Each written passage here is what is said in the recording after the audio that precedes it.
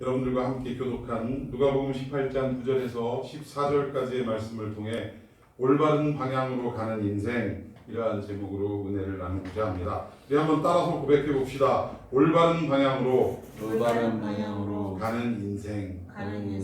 저는 오늘 여러분들이 오늘 말씀을 통해서 여러분의 삶의 방향이, 또 여러분의 신앙의 방향이 올바른 방향으로 가게 되는 놀라운 역사가 있기를 예수님의 이름으로 축원해 드리겠습니다.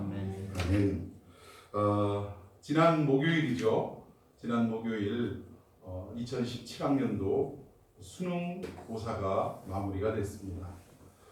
그동안 대학을 가기를 원하는 국내 고등학교 학생들이 3년 동안 배워왔던 모든 교과목들을 통칭해서 정말 열심히 마무리하고 준비해서 이 시험을 치렀다라는 거예요.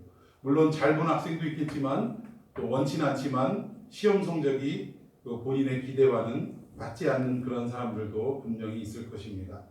그런데 중요한 것은 모든 학생들이 다 공부를 열심히는 했을 거예요. 그렇죠? 여러분들도 아직 수능을 보려면 조금 1년 정도 기다려야 되지만 학교에서 실시하는 중간고사, 기말고사, 모의고사를 보더라도 여러분들은 그동안 준비했던 배웠던 모든 교과목에 대해서 열심히 공부를 할 것입니다. 시험이 눈앞이라면 당연히 공부를 하게 되겠죠. 그런데 중요한 것은 내가 공부를 열심히 하는 건 중요한데 선생님의 출제 의도를 어느 정도 파악을 하고 또 이 가운데서 무엇이 중요하고 어떤 것들은 덜 중요하다는 것을 파악을 해서 중요한 것 중심으로 또 출제를 낼 수 있을 만한 것 중심으로 방향을 잡아서 열심히 공부하는 것, 이게 더 중요한 것임을 여러분 동의하십니까? 공부하는 거 열심히 하는 거 중요해요. 그런데 정작 중요한 것은 문제를 내는 선생님의 출제 의도가 어디 있는지를 파악하고 공부의 방향성을 잡아서 열심히 공부하는 게 더 중요하다는 것입니다. 여러분, 우리가 살아가는 인생도 마찬가지예요. 이 세상에 열심히 안 살아가는 사람이 어디 있겠습니까? 모든 사람들이 다 열심히 살아갑니다. 심지어 남의 것을 몰래 훔쳐가는 이 도둑들도, 이 도둑님들도 어때요? 도둑질을 할 때 대충 합니까? 열심히 합니까? 어때요? 열심히 하는 거예요. 왜? 상대에게 들키지 않기 위해 열심히 하는 거예요. 그럼 열심히 하는 게 중요하냐? 결코 그렇지 않다라는 거예요. 열심히 하는 것보다 더 중요한 게 있는데 그게 뭐예요? 올바른 방향성을 가지고 살아가는 게 더 중요하다는 것입니다. 여러분, 우리 신앙도 마찬가지라고 생각합니다. 우리가 열심히 신앙생활 한다라고 표현을 하는데 대부분 이 표현 속에는 어떤 것들이 숨어 있냐면 주일이 되면 누구보다도 일찍 나와서 교회도 돌보고 또 여러 가지 맡은 직분에 감당을 하고 또 예배 때 말씀에 귀를 기울이고 찬송할 때도 열정적으로 찬송하고 기도할 때도 아멘 아멘 하면서 함께 막 열심으로 기도하고 이런 것들을 우리는 신앙의 척도로 볼 때가 많이 있다는 것입니다. 그러한 모습을 볼 때 우리는 흔히 뭐라고 얘기해요? 저 사람 참 신앙에 열정이 있다. 참 열심으로 예수님 믿는다라고 말을 한다라는 것입니다. 근데 여러분, 신앙에도 마찬가지로 열심으로 열정을 가지고 하는 것 중요합니다. 그러나 그것보다 더 중요한 건 뭐예요? 내가 온전히 하나님이 기뻐하시는 방향대로 믿고 살아가고 있는가? 내가 참된 신앙을 가지고 하나님이 기뻐하실 만한 신앙의 자세를 가지고 살아가고 있는가? 그게 더 중요하다라는 사실입니다. 여러분 동의하십니까? 아멘. 열심히 사는 것도 중요하지만 열심히 믿는 것도 중요하지만 열심히 믿고 열심히 사는 것보다 더 중요한 것은 올바른 방향을 설정하고 그 올바른 방향대로 뛰어가는 것, 그것이 더 중요하다라는 거예요. 오늘 본문에는 예수님께서 비유를 들어주셨는데 바리새인과 세리의 기도의 비유입니다. 근데 이것을 누구를 향해서 하신 말씀이냐면 자기를 의롭다고 믿고 다른 사람을 멸시하는 자들에게 이 비유를 들려주시기 위해서 말씀하셨다라는 거예요. 지금 이 말씀을 들어야 할 대상이 누구였습니까? 바리새인들이었어요. 이 바리새인들, 자 9절 한번 다 같이 읽습니다. 시작. 또 자기를 의롭다고 믿고 다른 사람을 멸시하는 자들에게 이 비유로 말씀하시되. 지금 바리새인들의 신앙의 형태가 그들은 얼마나 열심으로 믿는 사람들이냐면 성경, 즉 더 자세히 얘기하면 우리가 말하는 모세오경, 이 토라라고 합니다. 히브리어로 토라. 창세기, 출애굽기, 레위기, 민수기, 신명기 이 5권을 어때요? 달달달달 외우는 사람이에요. 바리새인들은 그렇게 열심으로 성경을 보는 사람들이었고 하나님이 명령하신 그 율법을 철저하게 지키는 사람들이었다라는 것입니다. 그런데 이 바리새인들이 예수님의 시선으로 볼 때, 예수님의 시각으로 볼 땐 어떤 사람이었냐? 자기를 의롭다고 믿고, 즉 자기 자신을 스스로 신앙이 좋다, 나는 의로운 사람이다 라고 생각하고 다른 사람을 어떻게 한다고요? 멸시하는 그런 사람들이었다라고 예수님은 평가를 하셨다라는 것입니다. 오늘 바리새인들은 자기가 상당히 훌륭하다라고 생각하고 나 자신이 부족할 거 없는 사람이고 나 자신이 굉장히 똑똑한 사람이고 누구에게 손가락받을 만한 그런 사람이 아니고 무시당할 그런 사람이 아니다라고 그렇게 스스로를 평가했다라는 것입니다. 심지어 하나님 앞에서도 나는 책망받을 것이 단 하나도 없는 사람이라고 그렇게 스스로를 인정하는 사람들이었다. 여기에서 끝나면 그래도 좀 봐줄 수 있겠어요. 그런데 바리새인들은 여기에서 끝내지 않고 어떻게 했습니까? 더 나아가서 남들을 어떻게 했다고요? 은근히 무시하는 그런 사람들이었다라고 예수님은 평가하셨다는 거예요. 여러분, 우리 이 바리새인들을 통해서 오늘 이 시대에 예수님을 믿고 살아간다라고 말하고 있는 우리들의 모습은 어떻습니까? 여러분, 혹시 우리들은 내가 열심히 신앙생활을 하고 주의를 지키고 교회 일도 정말 하나에서부터 10까지 내게 주어진 일이라면 불평불만하지 않고 열정을 다해서 열심을 다해서 이렇게 해왔기 때문에 나는 믿음으로 볼 때, 신앙으로 볼 때 하나님께로부터 책망받을 일이 하나도 없다라고 생각하고 있지는 않습니다. 난 나름대로 열심히 했기 때문에 하나님이 나를 인정하신다라고 생각하고 있지는 않습니까? 어떤 분들은 그렇게 생각해요. 자기 스스로가 하나님은 아셔 이러면서 자기 스스로가 완벽하다라고 생각하고 부족할 것이 없고 왜 나는 이렇게 잘하고 있는데 사람들이 나를 평가하느냐? 왜 나에게 손가락질하느냐? 왜 나에게 뭐라고 자꾸 하느냐? 라고 반응하는 사람들이 있다라는 것입니다. 사랑하는 성도 여러분, 그런데 중요한 것은 뭐냐? 열심히 살아왔고 열심히 믿어왔고 열심히 찬송받고 열심히 말씀 받고 들었고 여러 가지 기도도 뜨겁게 했고 그러나 이것만으로 내 안에 책망할 것이 없고 부족할 것이 없고 의로움 가득한 그런 인생이라고 생각하는 것은 오늘 이 시대에 누구와도 같다? 바리새인과 다를 바가 없다라는 것입니다. 오늘 성전에 이 비유 속에 보면 오늘 성전에 2사람이 기도를 하러 올라갔습니다.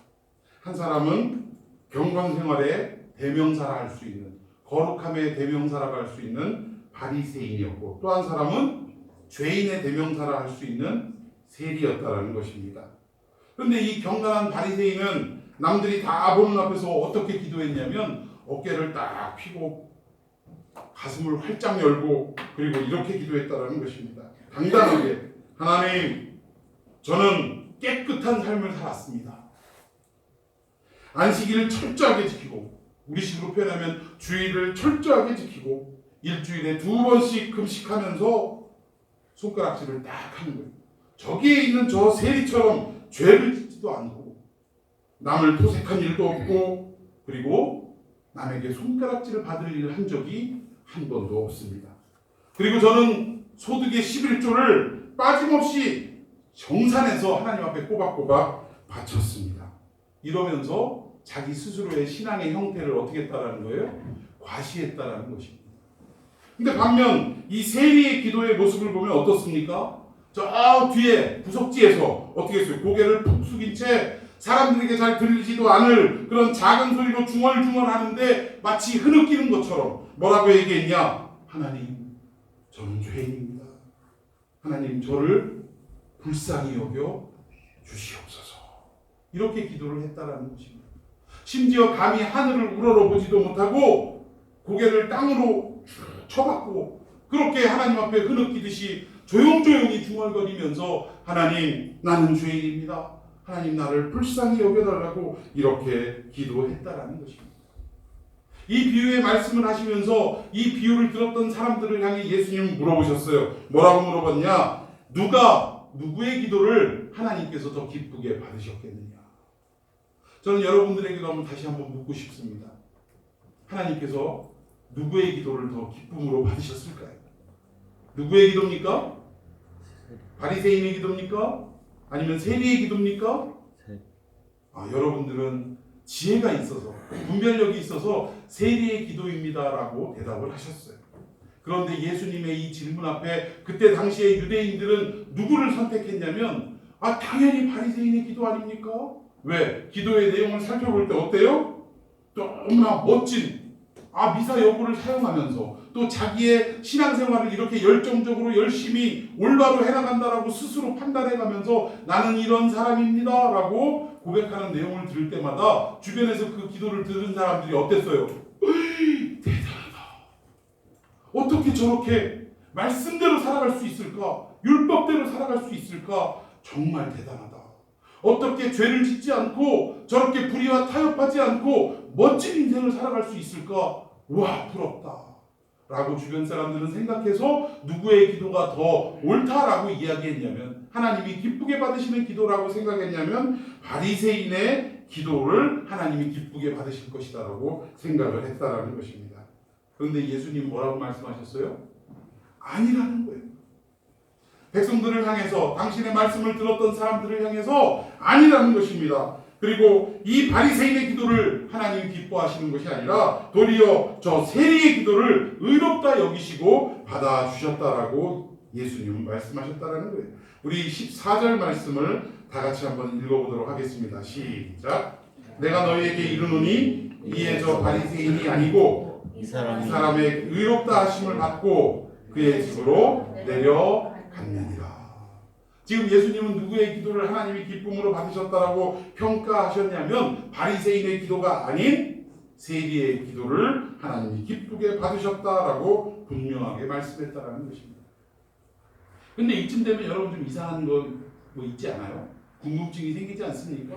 오늘 바리새인의 삶을 보면 열심히 살아가고 경건하게 살아가고 일주일에 2번씩 금식도 하고 11조도 빼놓지 않고 정산해서 하나님 앞에 올려드렸던 이 바리새인의 기도를 받지 않으시고 어째서 죄 많고 열등하고 손가락질 받는 사람들의 손가락질과 욕을 먹는 왜 세리의 기도를 받으셨다라고 할까?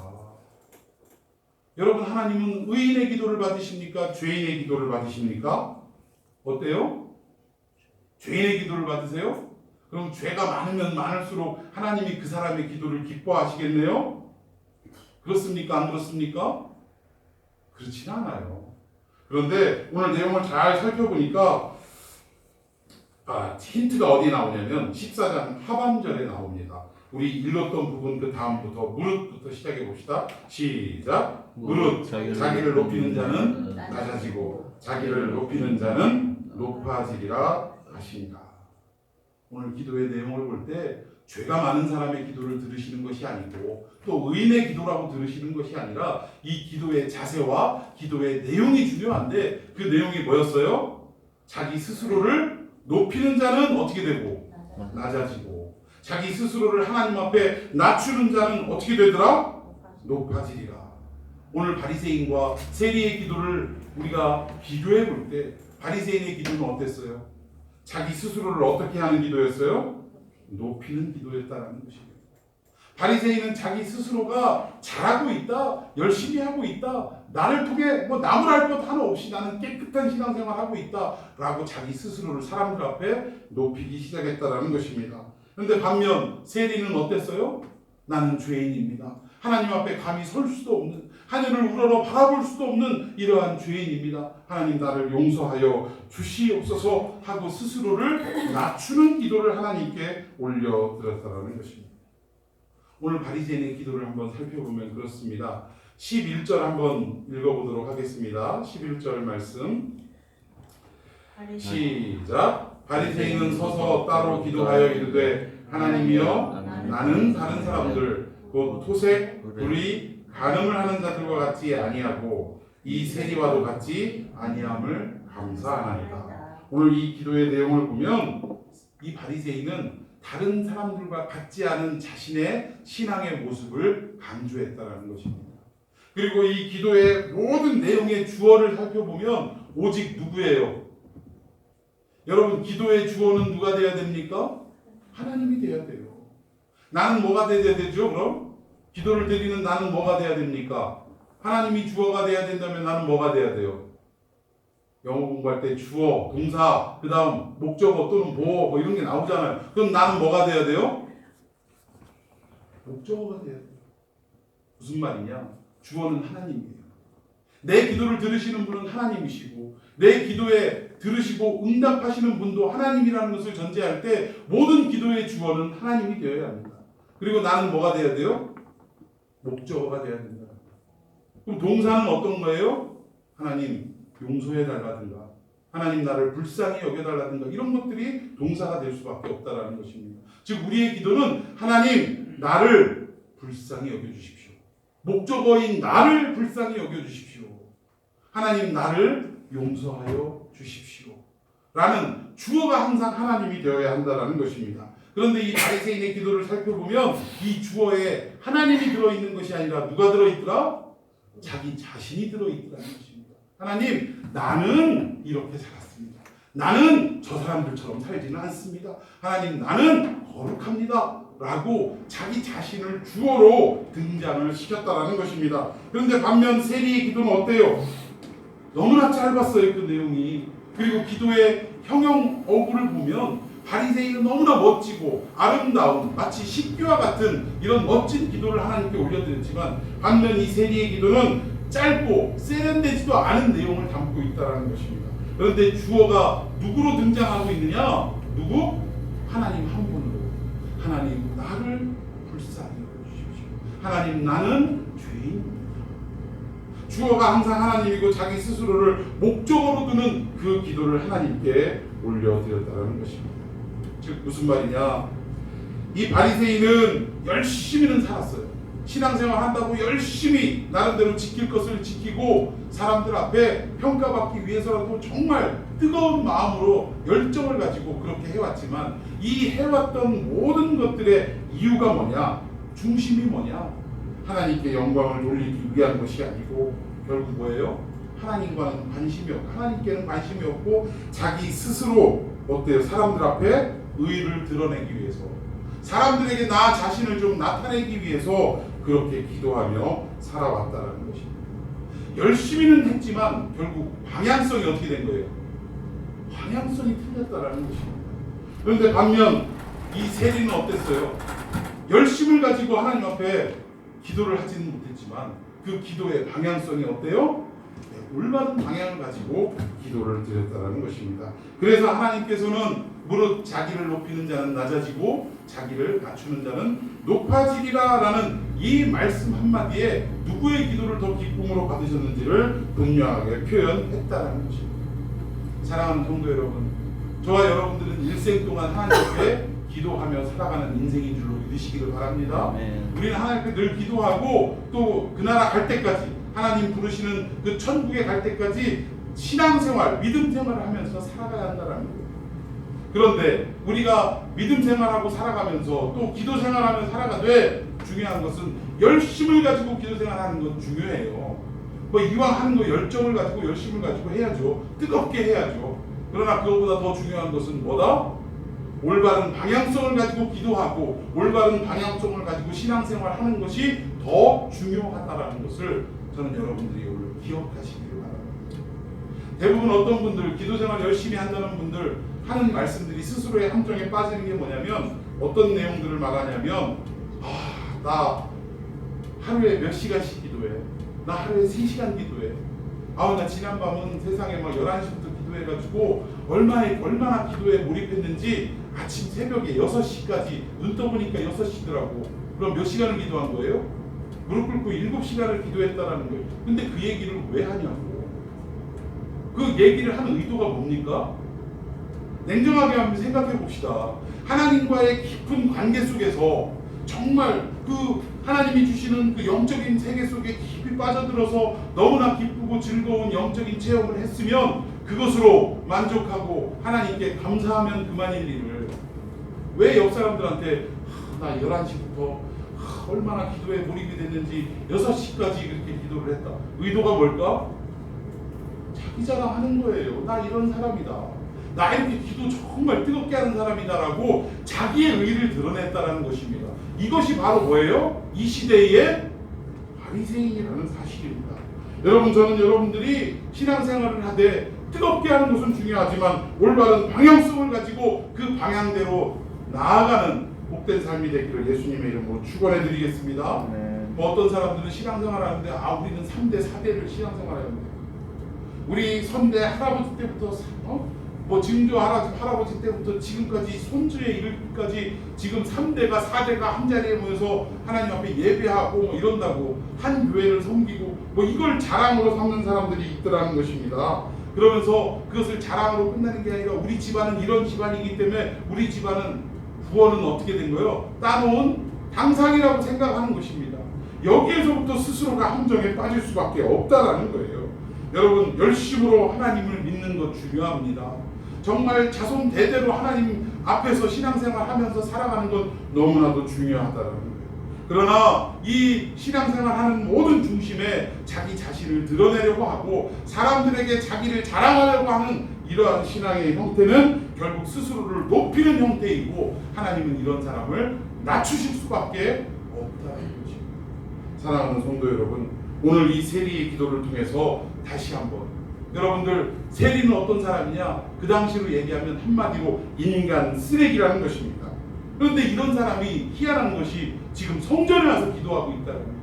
사람들의 손가락질을 받던 이 사람이 어느 날 성전에 와서 기도하는 그 모습을 보이고 있더라는 것입니다. 왜일까요? 내용은 나와 있지 않지만 아마도 그런 것 같아요. 이 자기의 죄 가운데 살아가던 이 세리가 어느 날 복음을 들었던 것 같습니다.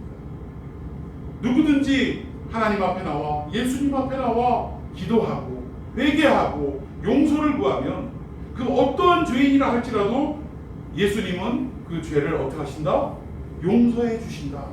그리고 사람들은 손가락질하고 외면한다 할지라도 이 예수님은 나의 친구가 되어 주신다라는 이 복음의 소식을 전해 들었던 것 같습니다. 그래서 이 세리는 어떻게 했느냐? 그 복음을 듣고 내가 전심으로 회개하기만 하면 나의 죄를 용서하신다라는 그 예수님의 말씀을, 그 복음의 말씀을 듣고 세상에서 온갖 죄를 짓다가 어떻게 한 거예요?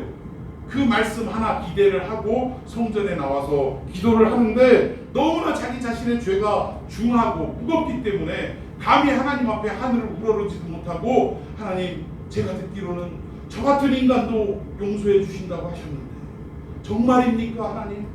하나님, 나 같은 인간, 사람들이 나 손가락질하고 다 피해버리는 그런 인간인데, 왕따 당하는 인간인데 나 같은 인간이라도 나에게 찾아오셔서 친구가 되어주신다고 하는데 하나님, 그 말씀이 사실입니까? 오늘 그 마음을 가지고 성전에 와서 하나님 앞에, 우리 주님 앞에 간곡하게 간절하게 기도했다라는 것입니다.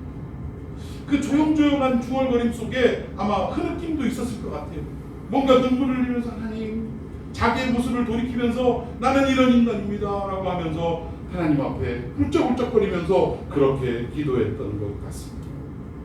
여러분, 정말 하나님은 바리새인처럼 나는 규칙을 한 번도 안 어겼다, 나는 하나님이 성경을 통해서 말씀하셨던 이 내용들을 한 가지도 빠짐없이 다 지켰다라고 해서 하나님은 그 기도에 응답하시는 것이 아니라 남들보다 우월하고 싶었던 이 바리새인의 기도보다는 자기 자신을 낮추고 하나님, 나는 죄인이다라고 고백하며 나아가는 그 기도를 우리 주님은 응답해 주신다는 것입니다. 여러분, 우리 가운데 정말 교회 안에서 열심히 봉사하시는 분들, 헌신하시는 분들은 특히 주의해야 할 줄로 믿습니다. 여러분, 그 열심히 하는 그 모든 사역들이 하나님의 영광을 위해서 쓰임받는 것으로 만족하고 이름 없이 빚도 없이 한다라는 그 자세로 하나님께 올려드리면, 스스로를 낮추면서 하나님께 올려드리면 하나님은 기쁘게 그 사역들을, 봉사를 받아주실 줄로 믿습니다. 그런데 어느 순간인가 내가 이 사역을 하면서 나를 좀 알아주겠지, 내가 이 교회에서 드럼을 치는 사람이야, 나 이 교회에서 장로야, 나 이 교회 목사야 하면서 목에다 힘을 바짝 주고 오히려 하면서 나를 좀 알아달라고, 그래서 자기의 신앙생활하는 모습을 이렇게 들춰내면서 이렇게 하는 모습들은 결코 우리 하나님이 기뻐하시지 않는다라는 사실입니다. 신앙도 여러분 경쟁하듯이 하면 안 되는 거예요. 어떤 교회를 보니까 참 안타까운 게 옆에 있는 교회와 서로 막 교회 세를 부리기 위해서, 불려나가기 위해서 열심히 막 하는데, 이 교회에 1억짜리 오르간을, 파이프 오르간을 벽체에다 심어가지고 1억짜리를 샀다라고 이 옆교회가 소문을 들었어요. 그럼 우리는 어떻게 해야 돼요? 얼마짜리를 해야 돼? 1억 5천짜리, 2억짜리를 사다가 이 교회, 옆교회에 절대 밀리지 않아야 돼 하는 마음으로 딱 더 비싼 걸 갖다 설치를 했다라는 거예요. 그럼 우리 살아가는 삶도 그렇지 않아요? 뭐 어떤 치킨집이 잘 된다고 하면 어떻습니까? 너도 나도 어떻게 해요? 전부 치킨집만 여는 거예요. 그러면 같이 사는 겁니까? 같이 망하는 겁니까? 같이 망하는 거예요. 경쟁이라는 것이 이렇습니다. 경쟁이라는 것이 서로가 서로를 살려주고 세워주는 일이 아니라, 경쟁이 극대화되다 보면 결국은 어떻게 돼요? 서로가 서로를 공생이 아니라 공사하는 거예요. 같이 죽는 거예요. 공망하는 겁니다. 같이 망하는 거예요. 근데 신앙생활도 마찬가지예요. 내가 이 사람보다 더 뛰어나기를 원하고, 그것이 이유가 하나님으로부터 인정받기 위함이 아니라 하나님께 감사하는 마음이 아니라 뭐예요? 내가 이 사람들보다 더 나은 사람이다라는 것을 보이기 위해서, 사람들에게 존경의 대상, 흠모의 대상이 되기 위해서 자기의 의의를 드러내는 이런 모습은 하나님이 결코 기뻐하시지 않는다는 거예요. 사랑하는 성도 여러분, 열심히 하는 것 중요합니다. 열정으로 뜨겁게 하는 것은 중요합니다. 그러나 그보다 더 중요한 것은 뭐예요? 경쟁하려는 듯이 이렇게 신앙생활하는 게 아니라 오늘 세리처럼 겸손함, 자기 스스로를 낮추며 나는 아무것도 아닙니다. 나는 죄인입니다. 하나님 나를 용서해 주시옵소서. 이렇게 겸손한 모습으로 다가가는, 하나님께 나아가는 저와 여러분이 되시기를 예수님의 이름으로 축원해 드리겠습니다. 이게 올바른 방향이라는 거예요. 여러분 동의하십니까? 이러한 어떤 올바른 방향을 가지고 우리 교회와 성도들은 한 걸음씩 나아가는 역사가 있기를 축원해 드리겠습니다. 자, 두 번째, 올바른 신앙의 방향성이 무엇이라고 말씀하냐면, 예수님이 자기가 의롭다고 생각하는 이 바리새인들을 깨우치기 위해서 이 말씀을 열정적으로 전하고 있는데, 저쪽 한쪽 편에서 웅성웅성 시끌시끌하는 소리가 막 나기 시작하는 거예요. 그래서 뭐 때문에 이런 일이 생기는가 하고 봤더니, 자 15절 한번 읽어볼까요? 자 15절 시작. 사람들이 예수께서 만져주심을 바라고 자기 어린 아기를 데리고 오매 제자들이 보고 오직거늘. 예수님이 한참 지금 말씀을 선포하고 계시는 때에 어떤 부모들이 자기 자식들을 데리고 와서, 오늘날로 표현하면 예수님이 만져주시기를 원해서라는 건 뭐예요? 무슨 기도? 축복기도. 손으로 만져주시기를 원하니까 무슨 기도? 안수기도. 안수 받으려고 지금 다가왔다라는 것입니다. 어른도 아니고 누구를 데리고? 어린 아이들을 데리고 지금 안수를 받으려고 예수님 앞으로 왔다라는 거예요. 근데 그때 어떤 일이 있었냐면, 예수님을 따르던 이 제자들이 어떻게 한 거예요? 지금 말씀 전하고 계시는데 애들, 지금 분변 없는 애들 갖다가 여기다 들여가지고 시끌시끌 왔다 갔다. 우리도 가끔 그런 경험 있잖아요. 아기들 데리고 교회에서 예배 드리는데 한참 여기서 찬양하고 한참 여기서 설교하고 있는데 이제 아장아장 걷는 애들이 막 이리저리 막 예배당을 휘짓고 다니고, 갑자기 강대상 앞에 와갖고 막 강대상을 두드리면서 아 하고 소리를 지르고 뭐 이러는 거 경험해 봤잖아요. 여러분, 예배가 온전히 지속이 되겠습니까? 잘 안 될 거예요. 방해가 될 겁니다. 그래서 제자들은 아마 예수님을 향한 충성된 마음으로 아기들을 데리고 오는 거, 아이들을 데리고 오는 것을 지금 어떻게 했어요? 원천적으로 봉쇄하고 막았다라는 것입니다. 그래서 지금 부모들하고 아이들에게 안수기도를 받기를 원하는 이 부모들과 제자들 사이에 어떤 일이 있었느냐? 지금 실랑이가 벌어진 거예요. 나 예수님 앞에 애들 데리고 가야겠다. 이게 제자들은 안 된다. 예배에 방해된다. 이따가 하든지 나중에 오든지 지금은 안 된다고 가로막았다라는 것입니다. 그런데 예수님은 제자들의 이러한 행동을 보고 어떻게 하셨냐? 어떻게 하셨어요? 화를 내셨어요. 분을 말하셨다라는 것입니다. 본문에는 뭐 자세히 나와 있지 않지만 마가복음 10장 14절에 보면 조금 더 내용이 좀 생생하게 기록이 되어 있습니다. 제가 한번 읽어보겠습니다. 마가복음 10장 14절. 예수께서 보시고 노하시어 이르시되 어린아이들이 내게 오는 것을 용납하고 금하지 말라라고 예수님은 제자들에게 따끔하게 혼을 내셨다는 거예요. 아주 화를 내시면서 열심히 일하고 있는 이 제자들에게 막 돈을 내시면서 아이들이 나에게 오는 것을 가로막지 말아라, 금하지 말아라 하고 화를 내셨다는 것입니다. 그럼 그 내용을 많이 생각해 보면 제자들이 열 받을까 안 받을까? 지금 제자들은 우리 어떤 일반적인 생각으로 하면 지금 자기의 일에 열심히 한 거예요, 안 한 거예요? 예수님 앞에 충성한 거예요, 안 한 거예요? 열심히 자기 일을 한 거고 충성을 다한 것입니다. 지금 예수님의 말씀 전포하는 즉 설교하는 시간에 아이들이 시끌시끌하고 방해가 될까봐 예수님 앞으로 가는 것을 원천적으로 막았어요. 그것도 아주 그냥 사명감을 가지고 예수님 앞에 충성심을 가지고 원천적으로 막으면서 못 오게 했다라는 것입니다. 오직 말씀에만 올인하게 하기 위해서 그렇게 최선을 다해서 일을 했다라는 것입니다. 그런데도 불구하고 그런 제자들을 향해서 예수님은 화를 내셨다는 거예요. 예수님 성격 이런 걸 볼 때 좋으셨을까 안 좋으셨을까? 예수님도 상당히 다혈질적인 면이 있었던 것 같아요. 미루어 볼 때 아마 우리 주님의 혈액형은 B형? 그랬던 것 같아요. 아무튼 예수님이 막 분개해가지고 다른 사람도 아닌 당신을 따르는 정말 생업을 버리고 포기하고 오직 예수님만 따르는 이 제자들에게 그렇게 화를 내셨다는 것입니다. 근데 과연 예수님이 다혈질적이라 승질 내셨느냐? 그게 아니라는 거예요. 오늘 본문 16절에 보니까 그 내용이 나옵니다. 16절. 자, 한번 따라해 봅시다. 하나님의 나라가 이런 자의 것이니라. 제자들에게 화를 내신 이유가 뭐라고요? 하나님의 나라가 이런 자는 누구를 얘기하는 거예요? 어린아이. 이 어린아이와 같은 자의 것이다. 왜 하늘나라의 주인공인 이 어린아이를 왜 내 앞으로 오는 것을 가로막느냐 하고 지금 예수님은 화를 내고 정말 분을 내고 계시다라는 것입니다. 여러분, 이 어린아이는요, 예나 지금이나 자기 스스로 의사를 결정할 수 없는 약자입니다. 그래요, 안 그래요? 그래서 지금도 미성년자가 무엇인가를 선택할 때는 반드시 누가 입회하게 돼 있고 누가 허락을 해야 돼요? 그 부모가, 보호자가 반드시 미성년자의 결정은 뭐 이렇게 법적으로 책임지고 뭐 이런 게 아니기 때문에 부모님이나 그 아이를 책임지는 보호자가 항상 동의를 해야 된다는 것입니다. 2000년 전에도 자기의 의사를 자기 마음대로 결정하지 못했던 사람들이 있는데 첫 번째 누구냐면 이방인들, 둘째는 죄인들, 셋째는 여자들, 넷째는 어린아이들.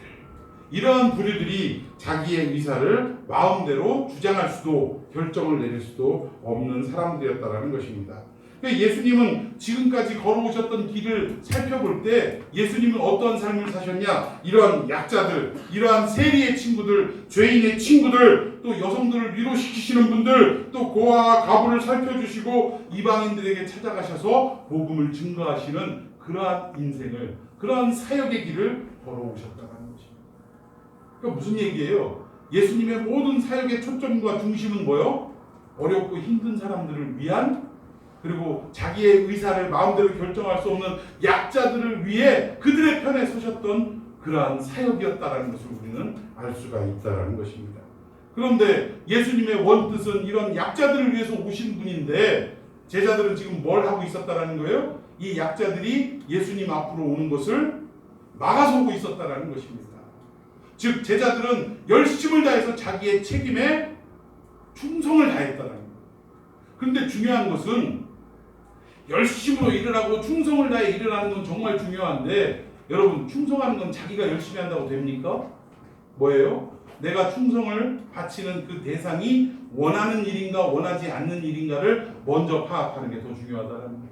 지금 예수님이 원하시는 그 모든 그 뜻이 무엇인가?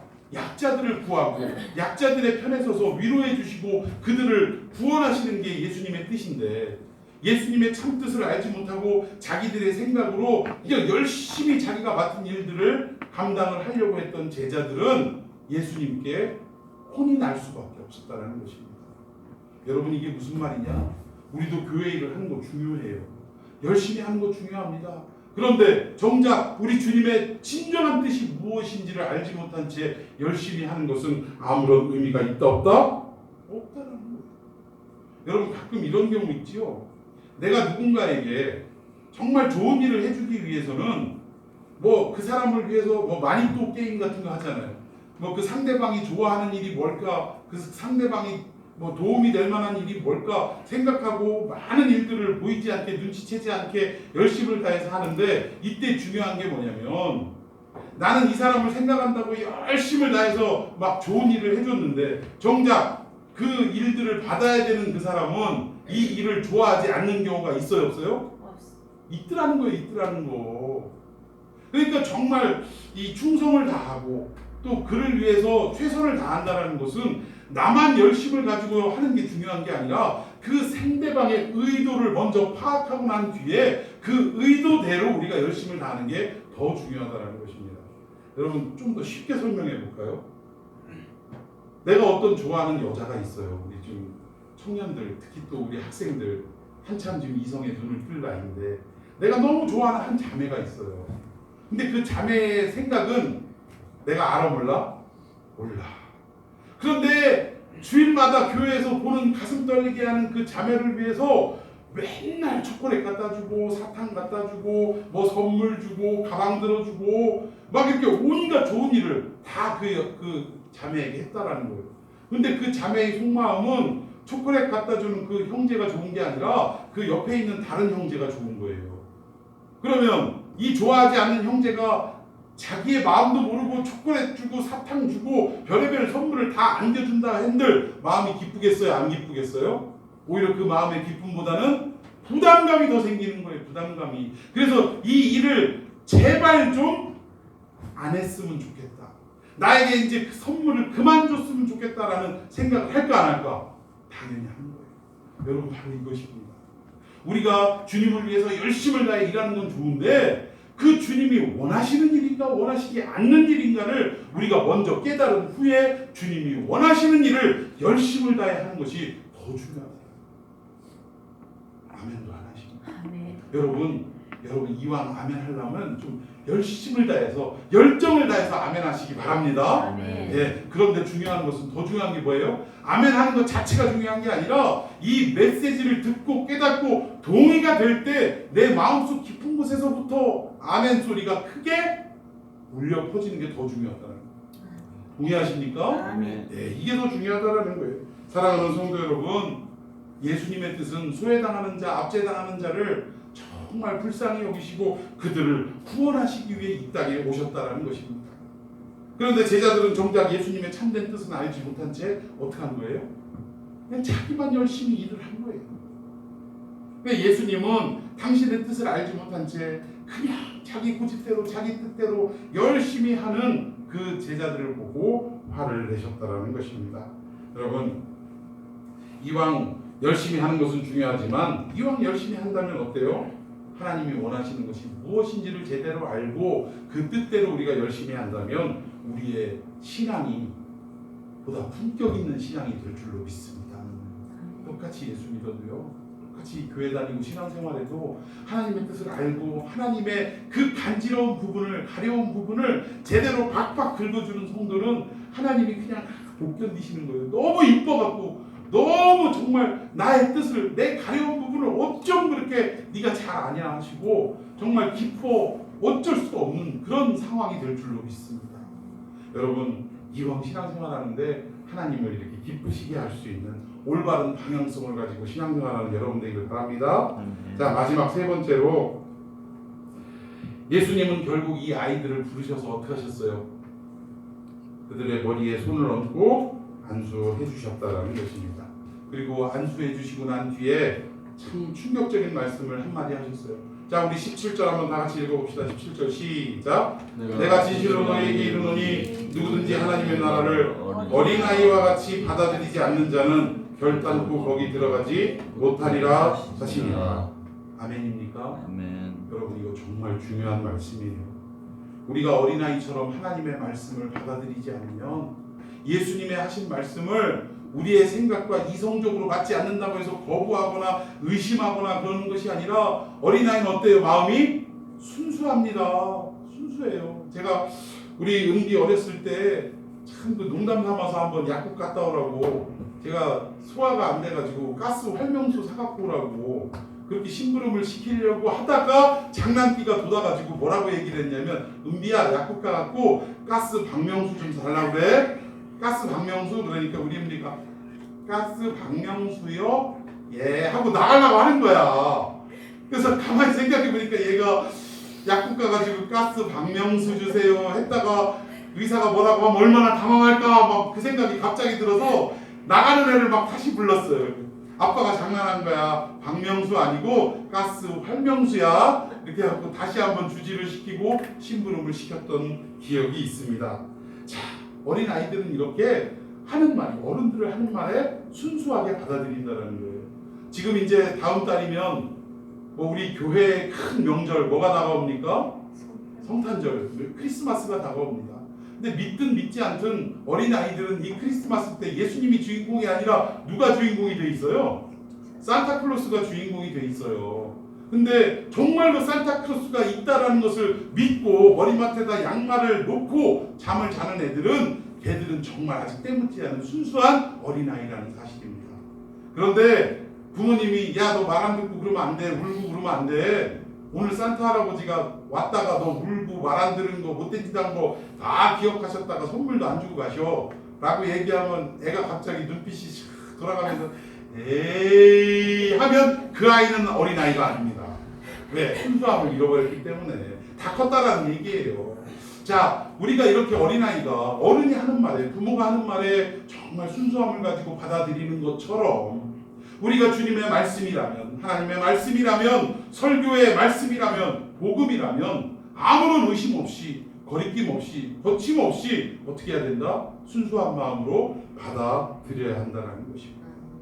오늘 우리가 이 시대를 살아가면서 교회에서 목사님이 단상에서 어떤 말씀을 전할 때 이것을 왜곡해서 듣는 경우가 너무나 많이 있다는 거예요. 단적인 예로 뭐 예를 들어서 어떤 교회가 건축을 해야 되는 것이 눈앞에 있는데 뭐 헌금에 관련돼 있는 뭐 헌금도 아낌없이 주저없이 바나바가 밭을 팔아서 뭐 어떻게 헌금을 했다 뭐 이런 설교를 하면 가만히 앉아서 듣고 있으면서 지금 교회 건축을 지금 이슈화하고 있는데 헌금 많이 내라 그 얘기하는구만. 사람들은 그렇게 듣는 경우가 다분하다라는 것입니다. 근데 여러분 천국의 주인공이 되는 올바른 방향성을 가진 신앙은 무엇이냐? 그것을 그렇게 자기 식대로 곡해하고 오해하고 듣는 것이 아니라 말씀을 말씀으로 인정하고 받아들이는 이러한 순수한 마음의 소유자가 천국의 주인공이 될 수 있다는 사실입니다. 여러분 저는 여러분들이 주의 말씀이 선포되어질 때 자기의 생각으로 곡해하고 오해하는 것이 아니라 하나님의 말씀은 말씀으로서 그 효과가 있고 능력이 있다라고 받아들이고 아멘으로 화답하는 여러분들이 되시기를 예수님의 이름으로 축원해 드리겠습니다. 아멘. 오늘 세 가지 말씀드렸어요. 신앙의 참된 방향성을 가지고 살아가려면 첫 번째 우리가 신앙생활할 때 열정을 갖는 건 중요하지만 그러나 이것이 경쟁하듯이 또 나를 남에게 드러내려고 하는 이런 의도를 가지고 하는 것이 아니라 세리처럼 나 스스로를 낮추고 하나님만 영광을 받으실 수 있도록 흔히 얘기하는 이름 없이 빛도 없이 살아갈 수 있는 이러한 신앙이야말로 진정 올바른 방향성을 가진 신앙이다라는 것을 깨달으시기를 바랍니다. 그리고 두 번째는 어떻습니까? 하나님의 그 말씀 앞에 어떻게 하는 거예요? 뭐 주의를 지켰고 나는 목사로서 장로로서 뭐 권위의식을 가지고 뭐 이렇게 하는 것이 아니라 어떻습니까? 나 스스로를 내려놓고 그렇게 하는 것이 진정 하나님의 뜻이라는 거예요. 그러니까 예수님이 원하시는 뜻이 무엇인지를 알고 그리고 그 뜻대로 우리가 열심을 다해 충성하는 것 이게 중요하다는 것입니다. 나 스스로가 권위를 가지고 그래도 내가 장로인데 내가 목사인데 하면서 그렇게 열심히 하는 게 중요한 게 아니라 먼저 예수님의 뜻이 무엇인지를 파악하고 그리고 그 뜻대로 열심을 다하는 게 중요하다는 거예요. 마지막 세 번째 어떻습니까? 하나님의 말씀을 말씀으로 받아들이고 믿음화하며 이런 순수한 마음으로 아멘으로 화답할 때 비로소 올바른 신앙의 방향성이 우리에게 정립이 된다는 것입니다. 사랑하는 성도 여러분, 열정으로 하는 것, 열심으로 하는 것 중요합니다. 그러나 그것보다 더 중요한 것은 뭐다? 올바른 방향성을 확립하는 것이 더 중요하다.